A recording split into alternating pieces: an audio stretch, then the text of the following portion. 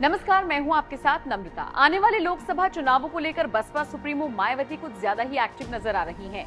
इतना ही नहीं, 4 बड़े राज्यों में विधानसभा चुनाव लड़ने का ऐलान भी बहुजन समाज पार्टी की तरफ से कर दिया गया है। इनमें राजस्थान, छत्तीसगढ़, मध्य प्रदेश और तेलंगाना शामिल है। अब एक तरफ कांग्रेस का पूरा फोकस तेलंगाना पर है, क्योंकि उसे लगता है कि राजस्थान और छत्तीसगढ़ में तो वो वापसी कर लेगी। कांग्रेस के इस आत्मविश्वास को हाल ही में कर्नाटक में मिली बम्पर जीत ने और बढ़ाया है। तो वहीं दूसरी तरफ मायावती ने तेलंगाना में एंट्री करते ही दलित कार्ड फेंक दिया। मायावती के इसी कदम से कांग्रेस घबरा गई है। कांग्रेस ये मानकर चल रही है कि बसपा बीजेपी की बी टीम है और यहां पर सिर्फ कांग्रेस के वोट काटने आई है। कांग्रेस को यह भी डर सता रहा है कि मायावती के दलित कार्ड की वजह से उनका कोर वोटर उनसे टूटेगा और मायावती की तरफ जाएगा। मायावती के इस एक कदम ने न सिर्फ तेलंगाना विधानसभा चुनावों को दिलचस्प बना दिया है, बल्कि कांग्रेस की टेंशन को बढ़ा दिया है। दरअसल कांग्रेस को लग रहा है कि अभी तक उसकी चुनौती सिर्फ बीजेपी थी, लेकिन अब मायावती की बसपा भी है। बौखलाई कांग्रेस ने मायावती को टक्कर देने के लिए एक बड़ा दांव चला है। खबर मिल रही है कि कांग्रेस पिछड़ा समुदायों को लुभाने के लिए तेलंगाना में कर्नाटक जैसा घोषणा पत्र जारी कर सकती है। कांग्रेस के तेलंगाना प्रभारी माणिकराव ठाकरे ने इस पर बयान दिया और कहा, हमारे घोषणा पत्र की गारंटी में खासतौर से अनुसूचित जाति, अनुसूचित जनजाति, अन्य पिछड़ा वर्ग और अल्पसंख्यकों पर जोर लगा। इसी के तहत सारे प्रोग्राम्स तैयार किए जाएंगे। हमारा फोकस अंबेडकर पर रहेगा। दरअसल कांग्रेस को ऐसा लग रहा है कि तेलंगाना में मायावती ने चुनावी मैदान में एंट्री ही इसलिए की है ताकि बीजेपी को फायदा पहुंचाया जा सके, क्योंकि सब जानते हैं मायावती आएंगी तो दलितों का रुख उनकी तरफ होगा और इससे सीधे तौर पर बीजेपी को फायदा होगा। बता दें, तेलंगाना में ये मास्टर स्ट्रोक चलने के तुरंत बाद मायावती ने तेलंगाना के सीएम केसीआर को भी घेरा था।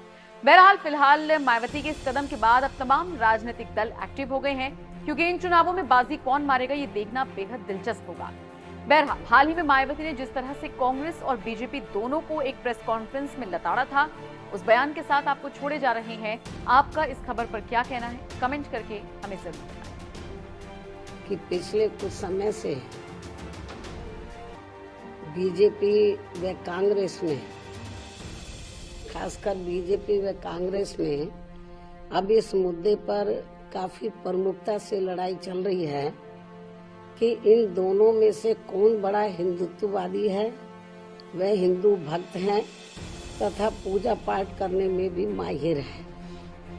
लेकिन इससे ये जरूर स्पष्ट होता है कि हिंदू धर्म को छोड़कर बाकी सभी धर्मों की ये दोनों पार्टियां उपेक्षा कर रही हैं, जो इनका ये कृत्य संविधान की मंशा के विरुद्ध भी है।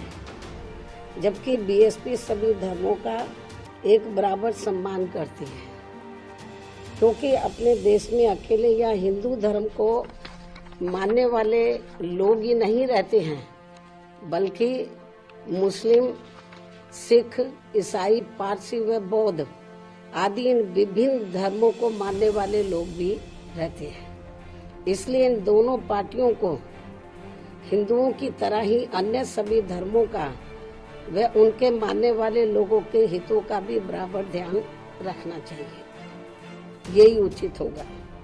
इसके साथ साथ हमारी पार्टी का ये भी मानना है कि देश में सभी धर्मों के ऐतिहासिक स्थलों व रिकॉर्ड आदि का भी बराबर सम्मान होना चाहिए, क्योंकि पिछले कुछ समय से धार्मिक द्वेष की भावना से जो अब यह ऐतिहासिक स्थलों व रिकॉर्ड आदि के साथ छेड़छाड़ किया जा रहा है, ये भी ठीक व न्याय संगत नहीं है।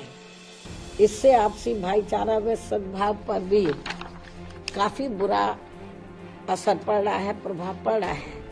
साथ ही इससे कानून व्यवस्था भी